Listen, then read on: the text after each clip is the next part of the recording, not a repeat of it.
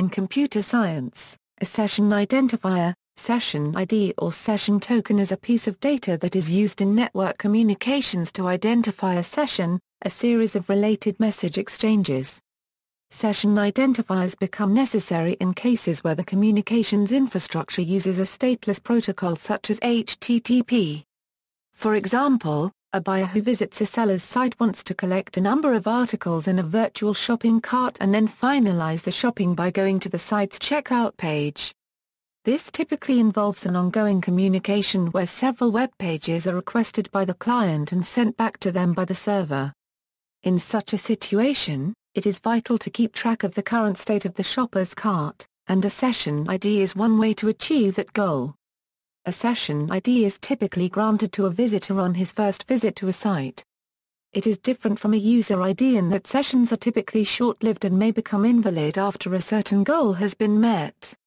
As session IDs are often used to identify a user that has logged into a website, they can be used by an attacker to hijack the session and obtain potential privileges. A session ID is often a long, randomly generated string to decrease the probability of obtaining a valid one by means of a brute force search. Many servers perform additional verification of the client, in case the attacker has obtained the session ID. Locking a session ID to the client's IP address is a simple and effective measure as long as the attacker cannot connect to the server from the same address, but can conversely cause problems for a client if the client has multiple routes to the server and the client's IP address undergoes network address translation.